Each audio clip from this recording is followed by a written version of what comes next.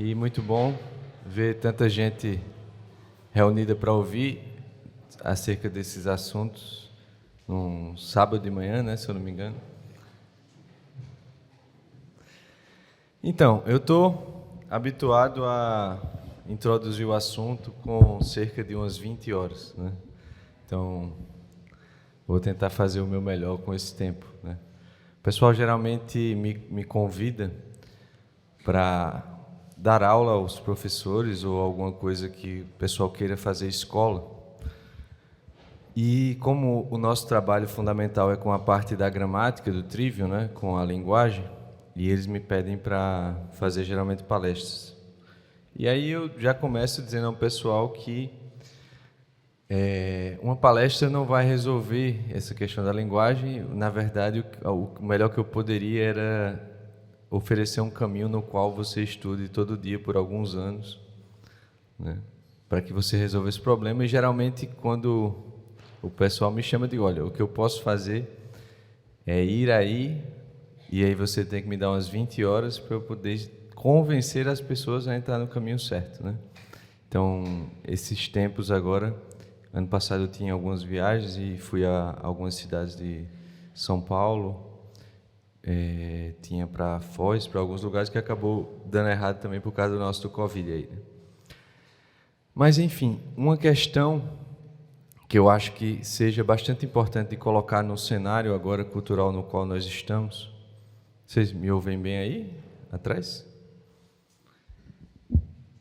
É a seguinte: embora quase todo mundo seja católico ou cristão, né, e todo mundo diga acreditar que existe o pecado original, muitas vezes as iniciativas pedagógicas ou culturais, elas concretamente denunciam uma falta de crença no que seja o pecado original, né? E a pedagogia, né, o professor Olavo, desde o início do COF, eu me recordo muito bem, quando ele vai fazendo aquelas análises maravilhosas a respeito dos defeitos que nós brasileiros temos, dos vícios, digamos, costumeiros do Brasil. E dentre muitos conselhos maravilhosos que nas minhas aulas eu procuro sempre trazer, um deles foi o seguinte, né? Ele diz que você deve nortear a sua vida de estudos a partir de uma questão realmente existencial sua, né? E quando eu comecei as aulas do professor Olavo, isso foi em torno de 2010, a questão pedagógica que eu via, ou a questão realmente existencial minha, em torno da qual eu haveria de buscar uma vida de estudos, né, procurar a verdade, foi sempre a questão pedagógica, né? Então, ou seja, o que é que isso quer dizer? Isso quer dizer que há 12 anos, mais ou menos, sempre me vem, né, eu sempre estou procurando responder o que é a pedagogia, o que é necessário para que você ensine alguém. Como é que você ensina alguém se essa pessoa é um adulto, se essa pessoa é uma criança, se essa pessoa tem defeitos morais de tais tipos, se ela tem uma grave deficiência primária educacional, se ela é imatura, se ela, enfim, o que se deve fazer para educar alguém em todas as circunstâncias possíveis, né? E ao longo desses anos, em torno dessa questão, né, no que diz respeito a mim, e em torno de algumas outras questões semelhantes, foi que nós fundamos o Instituto Borborema, lá em Campina Grande, em 2015, né? Então, na verdade, não é que a gente lança cursos ou que a gente tem um canal do YouTube.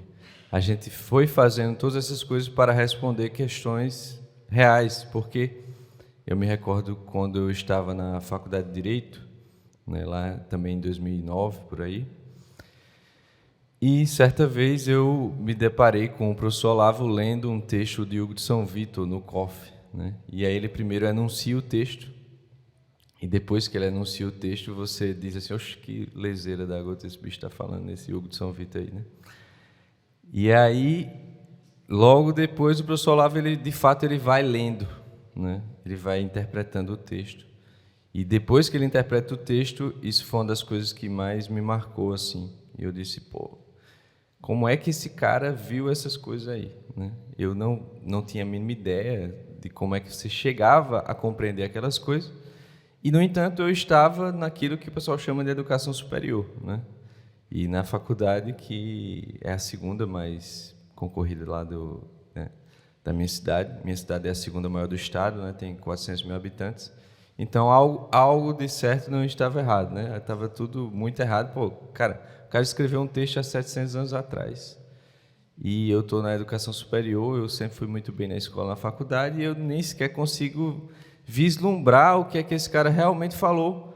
E aí tem esse outro aqui, que é o professor Olavo, né, que realmente como que extraiu inúmeras coisas ocultas aos meros analfabetos do ensino superior brasileiro. E a partir daí eu tomei uma decisão para comigo, né, de que eu não descansaria enquanto eu não conseguisse fazer aquilo. E aí está estabelecido, na verdade, nesse primeiro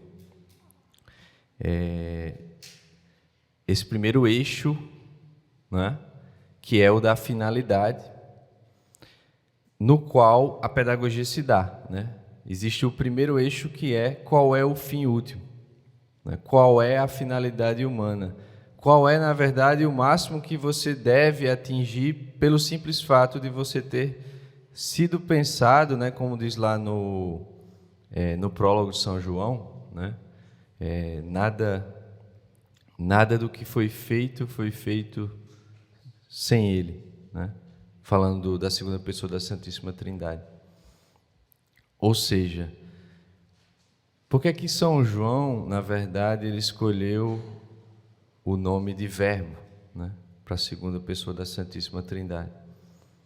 Na verdade, isso tem a ver com o funcionamento da alma humana, né, que era um conceito esse conceito do verbo, né, da produção do verbo, os gregos já tinham arranhado, já tinham falado, mas de uma maneira muito vaga.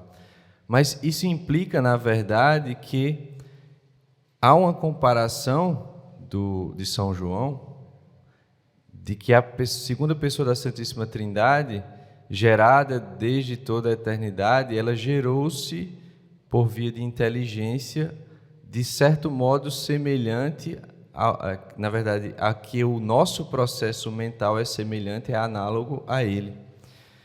E se isso se deu, e se nada do que foi feito, nada foi feito sem ele, isso implica que toda e qualquer pessoa que vem a esse mundo como ser humano, né, desde sempre até o fim, todas essas pessoas, na verdade, nessa geração do Verbo, elas já foram, né, elas já foram trazidas nessa produção, nessa geração da segunda pessoa da Santíssima Trindade, para, em um dado momento, quando os pais se unissem, né, os pais de cada um desses seres humanos se unissem, Deus intervisse e criasse especificamente aquela alma humana que já havia sido pensada desde todos os séculos. Então, não sei se vocês percebem, mas isso é algo muito grave, algo maravilhoso, né, e que aí já está dado 1 milhão de coisas, inclusive por que que o amor a Deus já tão ligado ao amor ao próximo, por que que o quarto mandamento é tão parecido com o primeiro, né? Tem muita coisa para falar disso aí, mas isso implica que primeiro, nesse eixo da finalidade humana, a finalidade humana é algo elevadíssimo, não pode ser diferente. Existe inclusive um desejo de perfeição que é colocado em cada alma humana, que no mais das vezes nós simplesmente aplicamos às coisas externas. Então, tem uma palestra que eu falo sobre isso, cujo título é, deixa eu ver, O Reino da Mediocridade, como o único caminho atual é o fracasso. Eu gosto desses títulos assim, né? Está lá no nosso canal do YouTube, do Instituto Borborema de Graça, que eu falo um pouco mais sobre essa questão do desejo de perfeição. E existem duas aulas, uma que se chama A Finalidade do Homem e a Educação, que também está lá no nosso YouTube, e a outra que já é um aperfeiçoamento dessa, que se chama A Finalidade do Homem e as Duas Contemplações. E essa segunda, ela está num pequeno curso que se chama A Circunstância Atual e o Caminho da Verdadeira Educação, que também está lá no nosso YouTube, na aba Playlists. E esse curso é justamente o fruto de quando essas pessoas me chamavam para dar uma palestra de linguagem. E aí, para poder explicar as relações que havia, tanto entre a educação intelectual como a vida espiritual, e como os problemas que nós temos hoje no Brasil nos impelem a buscar isso de um modo apartado das instituições, foi aí que eu gravei essas aulas. Mas, voltando ao ponto, é indispensável que qualquer processo pedagógico, em primeiríssimo lugar, ele tenha como finalidade o que é a finalidade humana mais elevada e mais perfeita. Tá? Não se pode rebaixar a finalidade da pedagogia. E isso há muitos motivos. Dentre eles, um dos motivos é que se você rebaixa, quando você alcançar, você estará ainda insatisfeito, você estará ainda infeliz, né? E a pedagogia é uma aplicação de certa técnica consolidada tradicionalmente a uma alma. Por isso que daí vem por isso que tem o nome de artes liberais, né? Porque traz a liberdade. Mas se traz a liberdade, isso implica que não havia liberdade. E como é que se daria essa liberdade? Então, se a pedagogia ela precisa trazer a liberdade para uma pessoa, obviamente a pedagogia ela precisa estar encontrada, ela precisa estar no mesmo sentido que a própria natureza, né, a própria essência da pessoa e os acidentes que decorrem dessa natureza denunciam. Se você concebe errado qual é a finalidade humana, necessariamente você vai ter uma pedagogia errada, porque você pode até formar alguém para alguma coisa, mas essa alguma coisa é conflitante ou insuficiente do que com a natureza humana. Então já está errado aí, vai dar errado com toda certeza, exceto se o cara vai mudar a coisa. O primeiro eixo é esse. O segundo eixo, enquanto existe esse verdadeiro chamado, essa verdadeira pensamento de Deus, essa escolha de Deus desde toda a eternidade para que cada ser humano nascesse como um ser humano e não como um cachorro, não como uma árvore, isso implica que todo e qualquer ser humano tem esse chamado e tem esse desejo, e se não o completar, não terá realizado sua finalidade, né? E por outro lado, voltando como eu comecei, uma coisa que é bastante ignorada é o pecado original.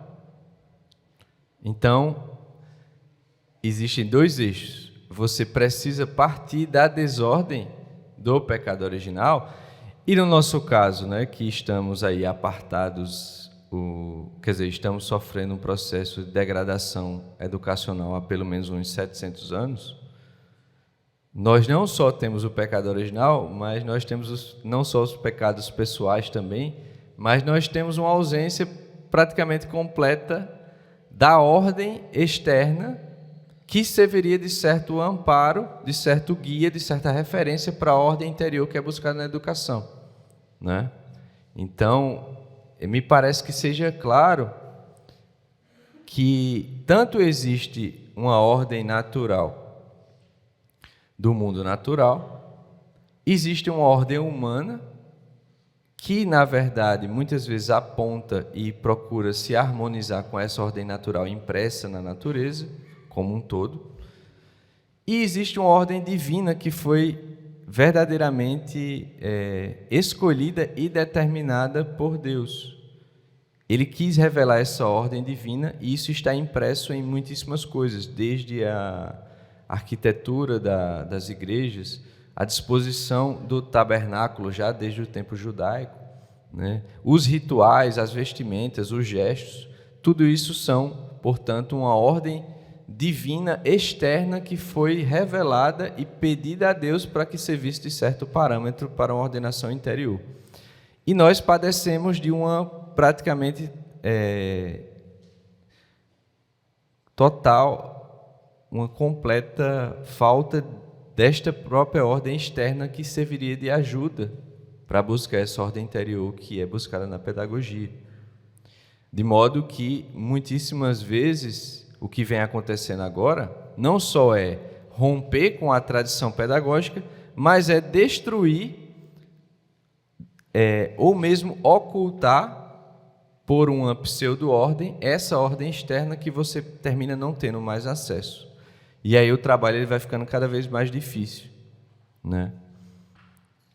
Então não é só o pecado original, tem também essas coisas aí. Então, eu não sei se vocês entenderam, mas para que a gente consiga refletir sobre a pedagogia e o que deve ser feito, é necessário que a gente coloque 2 eixos entre os quais se dará a pedagogia.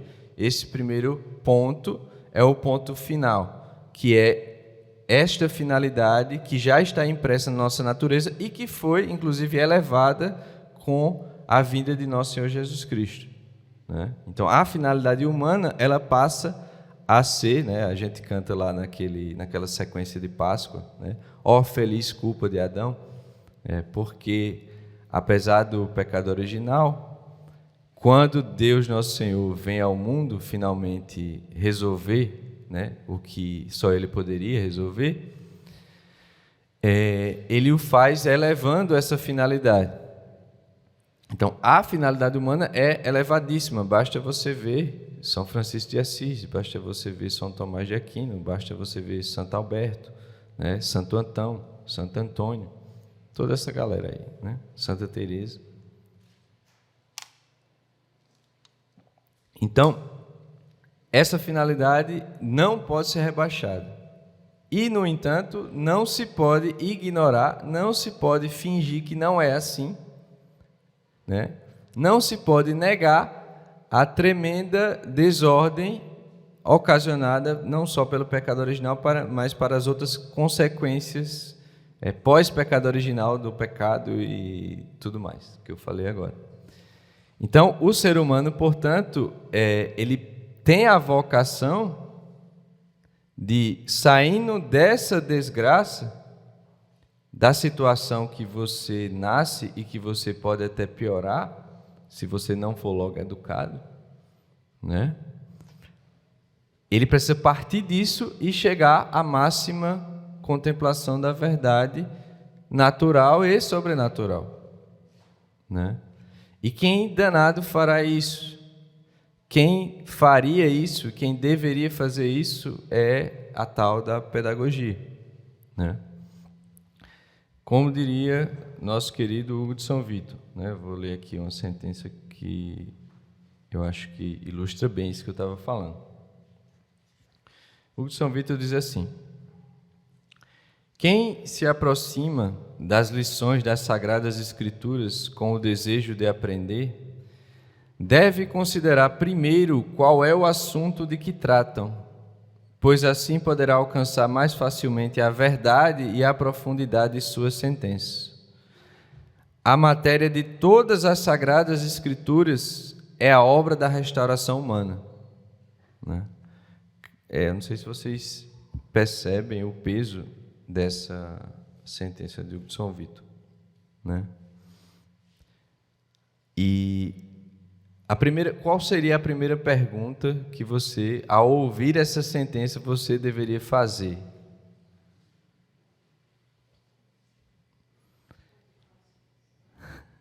Não, essa é depois.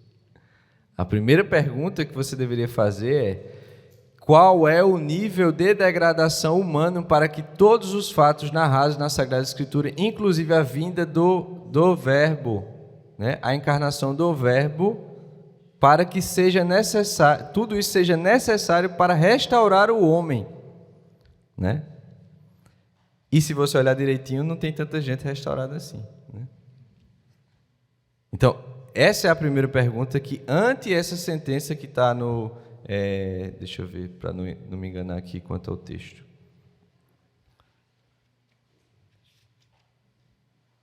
No De Sacramentis Fidei Christiani, né, de Hugo de São Vito. Você deveria fazer essa pergunta: qual é o nível de desordem humana para que seja necessário tudo o que está narrado na Sagrada Escritura para empreender a restauração do homem? Tudo está em ordem a isso, segundo Hugo de São Vito, né? Não sou eu que estou dizendo. Ora, não sei se vocês já leram as Sagradas Escrituras, mas na Sagrada Escritura tem coisas muito massas, né? Muito boas. Então, você vê lá Santo Elias, né? Moisés. Santo Elias é fenomenal, né? Você vai ter todo o Antigo Testamento com feitos maravilhosos, com portentos de milagres, né?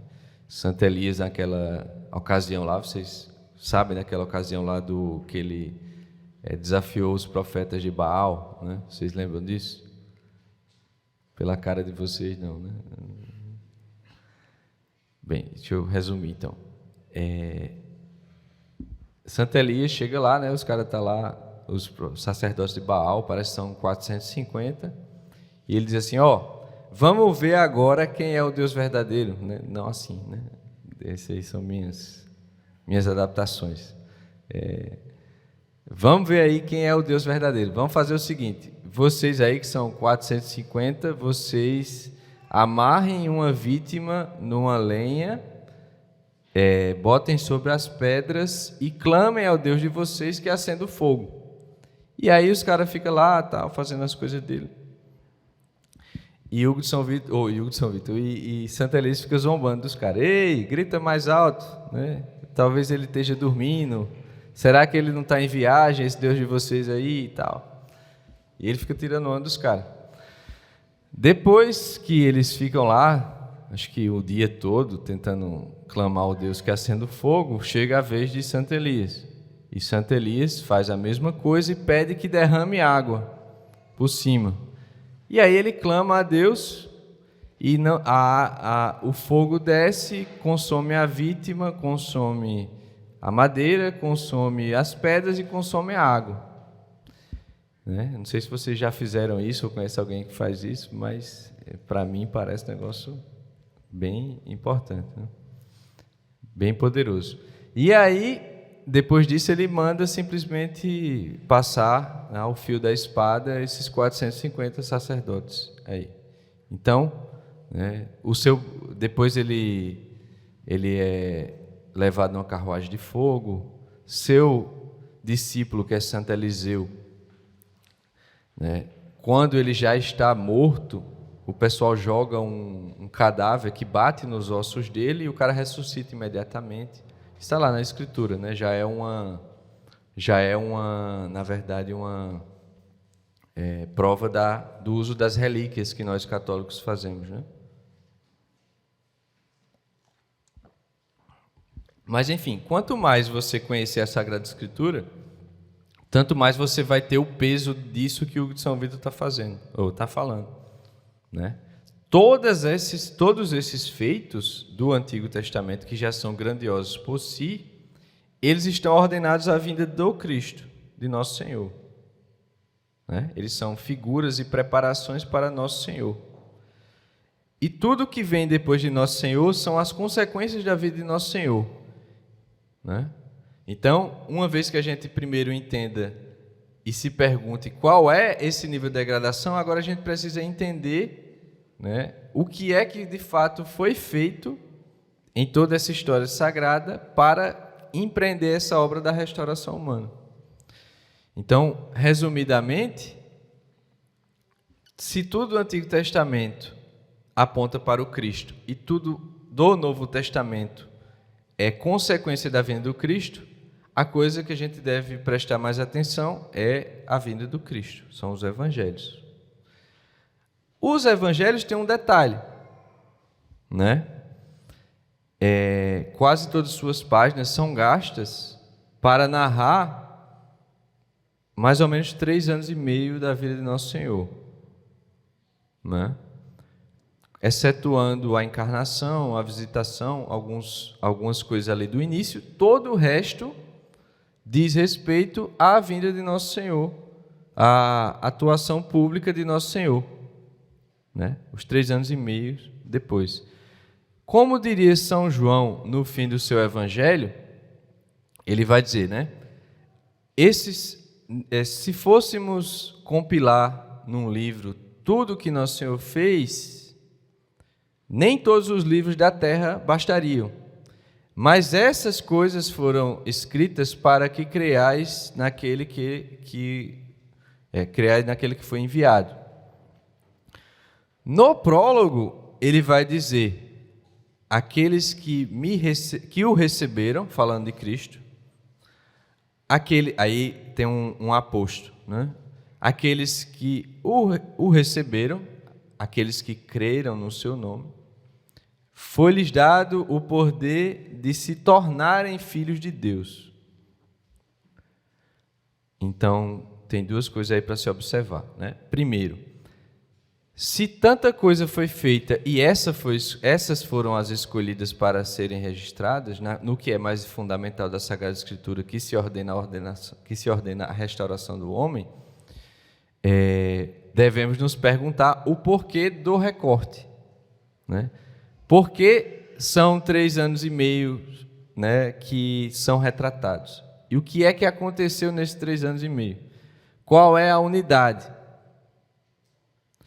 Segundo, já está dito no prólogo tem coisas maravilhosas, mas não dá para falar agora, né?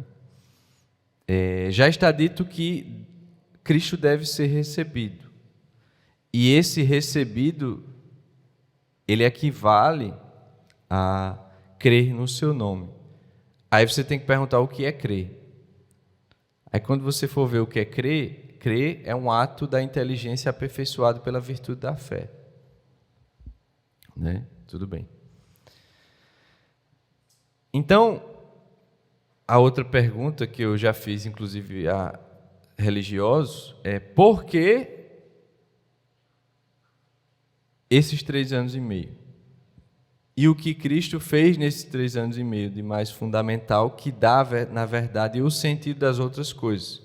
Porque Cristo, ele fez várias coisas, né? Ele fez milagres, ele expulsou demônios, ele fez pregações públicas, depois ele participou da última ceia, depois ele subiu ao Monte das Oliveiras, depois ele teve o passo da cruz, morreu, ressuscitou, né?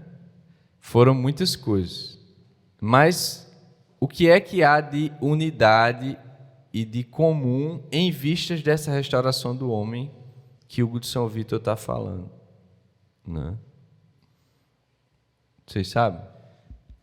O que há de comum é que, em primeiríssimo lugar, o que Cristo fez foi reunir os 12.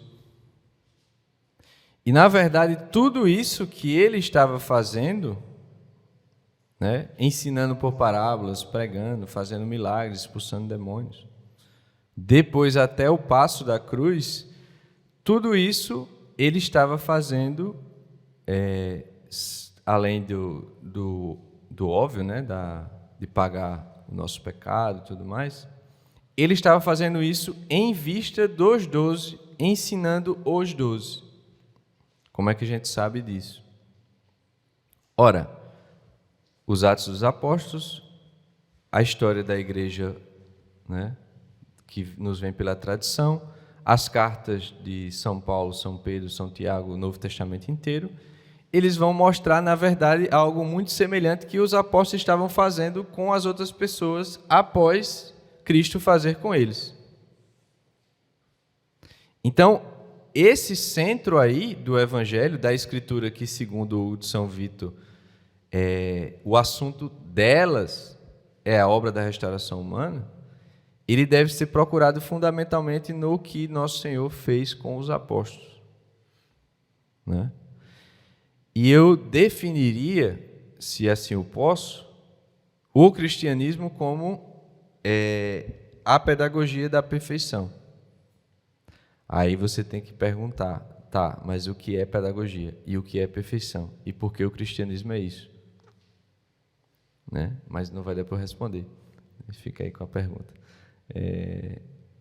Mas o grande detalhe é que nosso Senhor, portanto, ele não chegou e saiu pregando a esmo.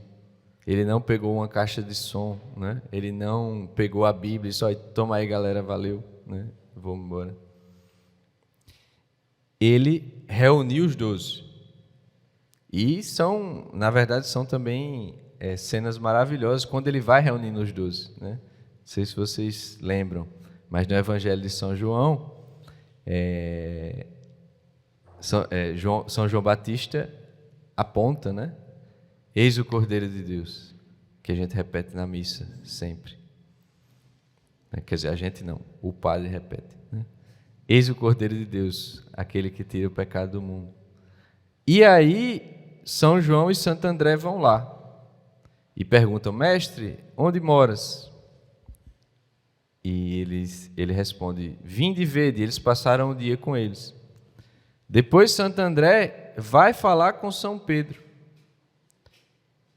Vamos lá que a gente encontrou o Messias. Aí Pedro vai lá e nosso Senhor já anuncia. Tu serás chamado Cefas, né? Pedro, dizendo a Simão. E por que ele não fez isso naquele momento? E quando é que ele vai fazer isso? E por que ele vai fazer isso? Aí depois tem aquela cena lá de Natanael, né? São cenas maravilhosas. Enfim, nosso Senhor, ele reúne 12. Após reunir os 12, é que ele começa efetivamente a fazer as outras coisas. Meditar sobre isso já nos daria inúmeros elementos fundamentais de acordo com a natureza humana que são necessários para a pedagogia.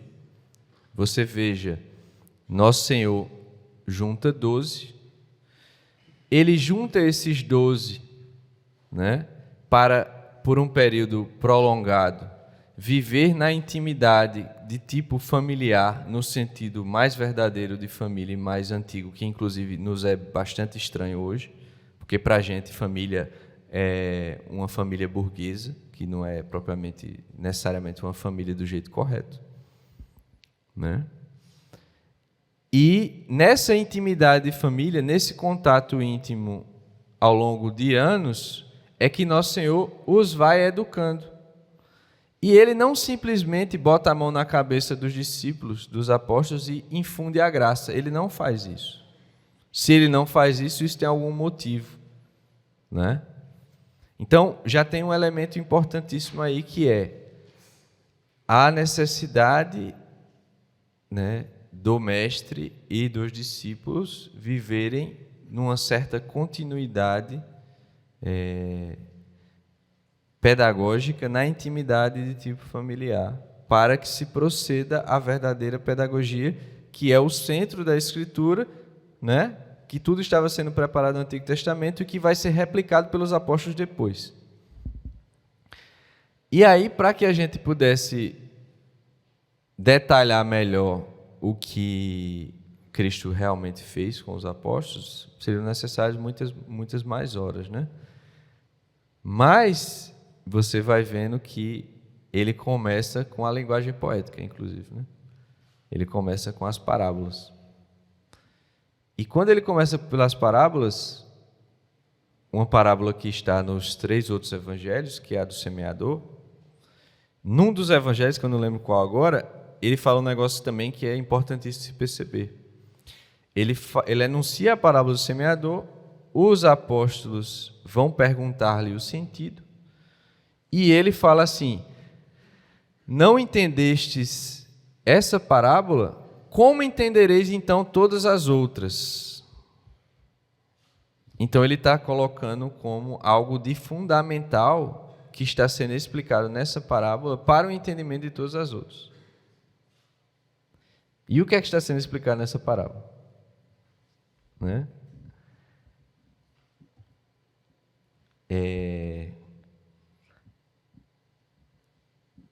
Então ele usa a linguagem poética.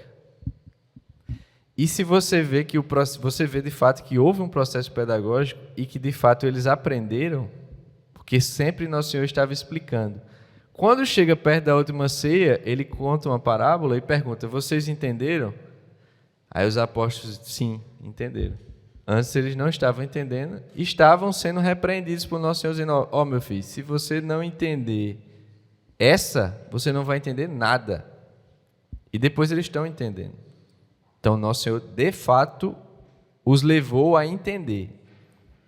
E como é que ele fez isso? Bem, aí é ocasião para a gente aprofundar depois. Mas, eis o ponto. Se nós não considerarmos esses dois eixos, né, a finalidade elevadíssima e a posição degradadíssima da qual nós partimos, a finalidade da qual nós somos chamados, e o processo pedagógico, ele deve se dar entre esses dois eixos, e nós temos o máximo modelo pedagógico em Nosso Senhor com os apóstolos, nesses 3 anos e meio que estão no Evangelho e que são o centro da obra de restauração, né, do ser humano. E que ser humano? Todo e qualquer ser humano. Eu e vocês, cada um de nós. Se você não entendeu que você precisa passar por isso, você está naquele momento em que o indivíduo está louco na droga, né? Todos precisamos passar por isso. Isso é muito grave, mas ao mesmo tempo é muito maravilhoso, porque Deus se importa de fazer e de instituir toda a igreja em função disso. E a igreja, por sua vez, depois de criada, ela aproveitou, né? Não desprezou essas artes liberais, muito ao contrário.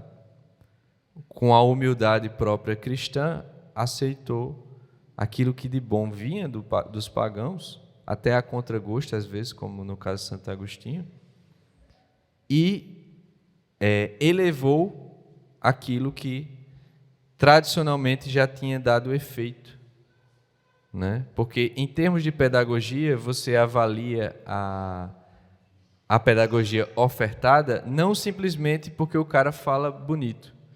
Você tem que perguntar: beleza, bonitão, tu queres que eu me submeta a esta pedagogia? Então, me mostra o resultado. E qual é o resultado? O resultado é uma pessoa. São as pessoas que submeteram aquele processo. E se a pedagogia é essa tremenda